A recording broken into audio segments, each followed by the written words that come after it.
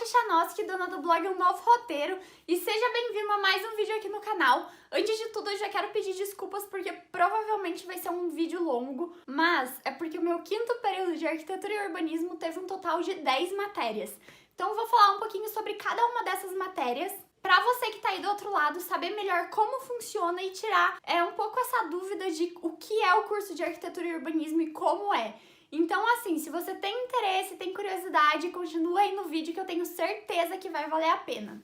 E, claro, se você ainda não assistiu o meu vídeo do primeiro, do segundo, do terceiro e do quarto período, tem todos aqui no canal. Assiste esse até o final e depois você vai ver os outros, porque não é continuação. Mas chega de enrolação e vamos lá que tem muita coisa pra falar.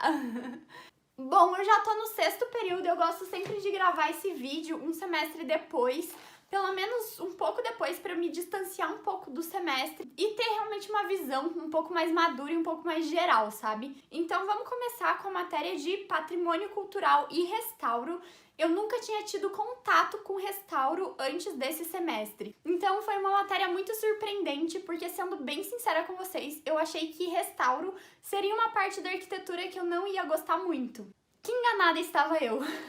Mais uma paixão que eu encontrei na arquitetura. Minha professora era muito querida, muito fofinha, sabe? Eu acho que professores com certeza têm muita influência na matéria e isso com certeza passou. Mas assim, o ponto-chave para eu me apaixonar por restauro foi quando a professora convidou uma palestrante para ir dar aula pra gente. E, gente, ela passou tanto amor no que ela falava, ela explicou as obras de restauro que ela fazia, mostrou como o que é restauro na prática, mostrou todo o sentimento que tem envolvido em uma obra de restauro, todo o cuidado que você tem que ter, principalmente o respeito que você tem que ter com o autor original, com a obra original. E foi principalmente com isso e também com um dos exemplos que ela deu em sala de aula que, assim, me derreti totalmente, sério. Ela mostrou uma casinha que foi demolida em um parque aqui de Curitiba, que é o Parque São Lourenço.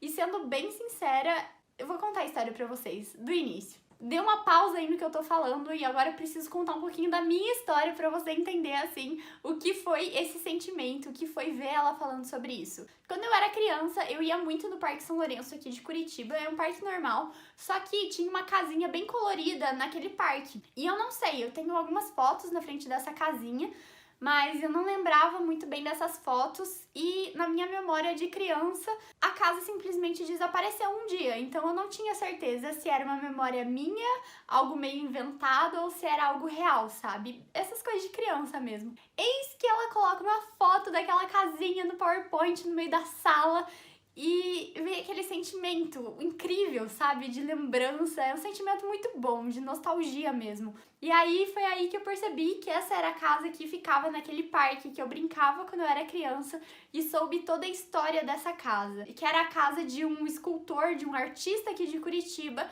Ele morava nessa casa, a casa era em outro lugar, não era no meio do parque.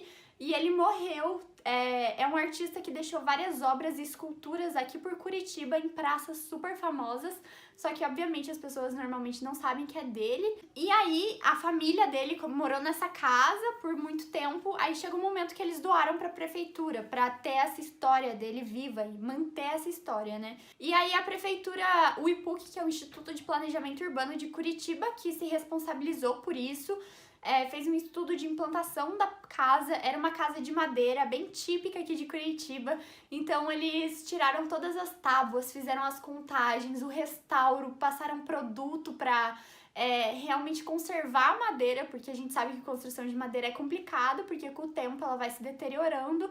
Enfim, tiveram todo um cuidado absurdo de restauro e colocaram essa casinha no Parque São Lourenço. Aí foi a época que eu tive contato com essa casinha, e aí dentro dessa casinha funcionava um mini museu de toda a vida desse artista, que é o Arbo Stenzel. Até que não teve o devido cuidado, a devida manutenção, a casa parou de funcionar como museu, foi fechada, e um belo dia ela pegou fogo atrás, mas foi só uma partezinha que pegou fogo. E aí, em uma madrugada, bem próximo aí do dia que ela pegou fogo, o prefeito da cidade, ele simplesmente de madrugada demoliu a casinha. Então, foi isso que aconteceu, foi aí que a casinha sumiu e eu não sabia mais se era algo da minha imaginação ou não. E eu dei tanta ênfase pra isso justamente porque o trabalho do semestre era você escolher uma obra e fazer toda a pesquisa histórica daquela obra. E é claro que eu fiz dessa casa. Por isso que eu contei tudo isso pra vocês. E aí eu e minha dupla tinha que se dividir em grupos, aí minha dupla aceitou fazer essa casa também. E a gente estudou toda a história da casa do Erbo Stenzel, inclusive em Restauro 2, que é no próximo semestre, no caso no 6º semestre. Aí o trabalho é fazer todas as partes de plantas, 2D, essas coisas, e também uma maquete 3D da obra escolhida no primeiro semestre. Então Restauro 2 é a continuação de Restauro 1 com a mesma obra que a gente escolheu. Então é isso. Terminamos Restauro e descobri outra paixão na minha vida, risos. Agora sobre o Urbanismo 1, eu tô com a lista de matérias aqui, por isso que eu tô olhando pra baixo às vezes. E o Urbanismo 1 foi uma matéria bastante dinâmica, eu gostei muito dessa metodologia da professora. É uma professora que ela não é efetiva da minha faculdade, mas é aquele tipo de professor em uma faculdade pública que dá aula por 2 anos e depois sai. Então essa é uma dessas professoras. E é muito legal porque ela é muito aberta, sabe? Então, volta e meia, tudo bem assim, ela fazia uns planejamentos meio absurdos. É uma professora super querida, eu amo muito a aula dela, mas às vezes ela achava que, sei lá, ia dar tempo de 10 grupos apresentarem na aula dela, em uma aula, e não tinha como, assim, era muita coisa. Então ela tava sempre remanejando o calendário, as datas. Então era muito bom ter essa conversa, esse contato com a professora. Ela tava sempre pedindo feedback, como ela pode melhorar. E eu acho que isso é muito importante. Então, se você algum dia pensa em ser professora, tenta ter essa humildade realmente de estar ouvindo os alunos e sempre querer melhorar, sabe? E a matéria foi uma matéria bastante dinâmica. Teve inclusive algumas dinâmicas em sala de aula, tiveram aulas teóricas também. E o único porém dessa matéria foi que tinha muita entrega. Toda semana a gente quase tinha entrega de alguma coisa. Mas fora isso, foi uma matéria bastante interessante. Eu gosto muito de urbanismo e a gente estudou bastante sobre plano diretor, sobre instrumentos do Estatuto da Cidade, sobre aquelas coisas mais teóricas do tipo área de permeabilidade, área construída, recuo, essas coisas a gente também teve bastante contato de calcular o tamanho de um lote, coisas assim, sabe? Sobre teoria do urbanismo 2, eu gosto bastante de urbanismo e é uma matéria mais teórica, não tão prática de urbanismo, como o próprio nome já diz, mas só enfatizando. E a gente teve bastante leitura, discussão de texto e tinha que entregar mapas mentais e coisas assim. E no final também a gente teve que fazer um cartaz, A1, se eu não me engano, sobre um tema. E o meu tema, o tema do meu grupo foi segregação socioespacial. E foi muito legal que, inclusive, em um dos vídeos passados, eu acho que no vídeo de rotina da semana 5, eu falei um pouquinho sobre segregação urbana no vídeo e foi tudo com o que eu estudei para fazer o trabalho desse semestre, que a gente escolheu um bairro aqui de Curitiba, que é o Ecoville, estudou um pouquinho sobre a história de segregação urbana desse bairro, como ela reflete o planejamento urbano de Curitiba, que muita gente acha que ele é super incrível, uhul, sem problemas, e não é bem assim. Então foi uma matéria muito rica de ter um entendimento crítico da própria cidade, sabe? Projeto Arquitetônico 3 foi uma matéria que é assim, gente, foi complicada, mas eu tenho um ponto muito positivo para falar, que em projeto 1 e 2 eu senti muita falta de aula teórica e de um apoio mais de base do professor, sabe? Dele chegar e dar uma aula teórica sobre como fazer projeto, porque eu me sentia muito brincando de fazer projeto. A gente não tinha muita ideia do que a gente estava fazendo, porque ninguém nunca chegava lá e ensinava pra gente. Era meio, vamos fazendo aí, e aí às vezes a gente fala que tá errado, às vezes não, vocês só descobrem lá na frente, sabe?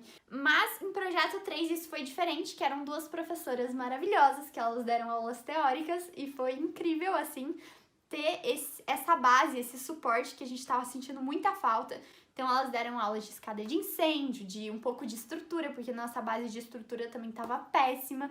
Assim, foram tampando vários buracos que a gente tinha, sabe? E elas iam sentindo, conforme a gente apresentava as dificuldades para elas, elas traziam aulas teóricas sobre isso. E de todas as minhas matérias de projeto, eu achei a desse semestre mais estressante, assim, pra mim. E o tema foi o anexo de um museu, e a gente escolheu o Museu da Energia da Copel, aqui de Curitiba. Eu acho que nem foi aberto ao público ainda, não tenho certeza, mas quando a gente foi visitar o terreno, foi aberto exclusivamente para nossa sala, ali pra faculdade.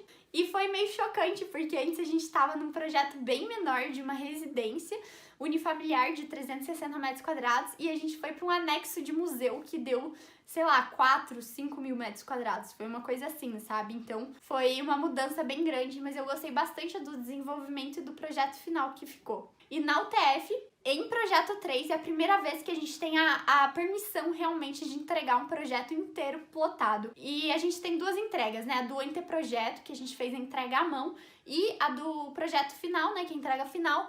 E aí essa daí a gente fez plotada, que é qual eu vou mostrar aqui as pranchas pra vocês e explicar um pouquinho do projeto. Olha só, gente, são folhas A1 e como era um trabalho em grupo, eu vou falar o que eu fiz, assim, pra vocês terem mais noção. Eu fiz toda a diagramação, então esse coisinha aqui amarelinho, enfim, essas coisas de diagramação fui eu que fiz. Essa perspectiva aqui também. A implantação eu realmente não lembro, mas não deu tempo de terminar, então vocês podem ver que a gente pintou com lápis aqui depois, risos, e aí a placa solar tá errada, só que ninguém nunca tinha ensinado, então a gente não tinha nem ideia de como fazer, a gente realmente achou que estava certo. Aí também faltou colocar um entorno. Eu fiz esse esquema estrutural aqui de como que funcionaria, mais ou menos. A área também não tinha ficado pronta, então aqui a nossa nota, inclusive, risos. A gente acabou também fazendo... Eu deixei só o gráfico e escrito áreas, aí a gente pintou e tal, fez depois isso. Enfim. Aqui teve a planta do subsolo e um corte ali também que pegou a rampa do subsolo. Aqui tem a planta do térreo, pra vocês terem uma ideia, o nosso terreno era quase um L, só que aí tinha um puxadinho aqui do lado. Aqui ficou a nossa parte de auditório, aí aqui ficou uma parte mais de café, aqui o acesso vertical e o anexo do museu acontecia aqui em cima. Aqui tem uma WIP, que é aquela amarela que apareceu na perspectiva lá da primeira página. E eu fiz todos os cortes, então todos os cortes que tem ali em cima são eu que fiz.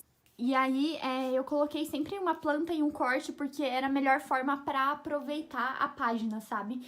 Então eu coloquei o corte CC, que é uma coisa que tá bem representada aqui nessa planta, então eu coloquei ele.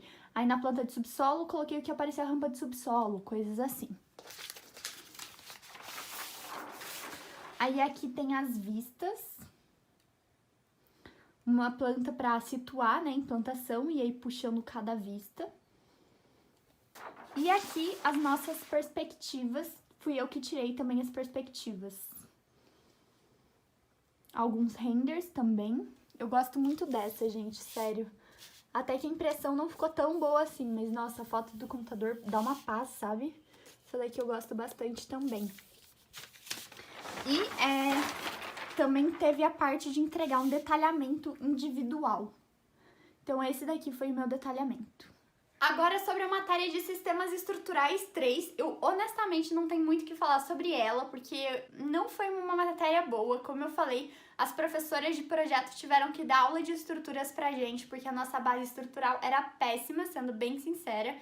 Eu não acho que as matérias de Sistemas Estruturais lá da UT ajudem muito, porque eu sinto muita falta de aplicação. A gente calcula umas coisas, mas a gente às vezes nem sabe o que tá calculando. O professor só ensina, tipo, é assim que faz, mas tá, é assim que faz o quê, sabe? Então, isso eu acho que é uma coisa que tem pra melhorar, mas é normal, assim, nunca vai ser 100% perfeito. E eu vejo que várias das coisas que eu tinha de carência, sei lá, no primeiro semestre, agora as turmas que estão entrando agora já tem matérias diferentes, matérias mais práticas, mais aplicadas.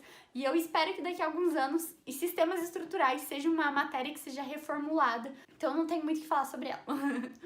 Mas, tecnicamente, a gente aprendeu sobre madeira, sobre treliça, e tesoura.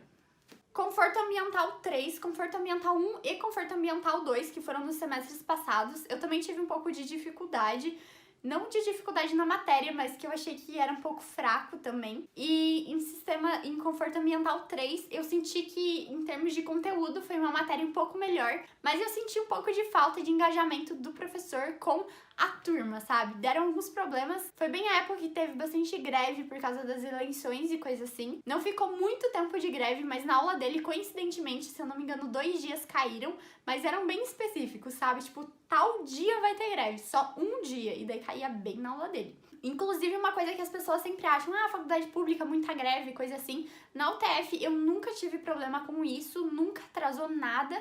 A gente teve, eu acho que se contar tudo, desde o meu primeiro semestre, somando tudo, deve ter dado, sei lá, uns 4, 5 dias de greve no máximo. E coincidiu que 2 dias caiu nessa matéria, então, e o professor era super contra paralisar e tal, por causa da matéria, que realmente a gente já tava tendo pouca aula, sabe? Mas era meio complicado ele se impor nessa posição, e ele gosta muito de pesquisa, sabe? Então ele não curte tanto da aula, e isso, sei lá, transparecia. Então, apesar de conteúdo ter sido melhor, a didática não era muito boa. Mas, enfim, eu gosto bastante dessa área de conforto.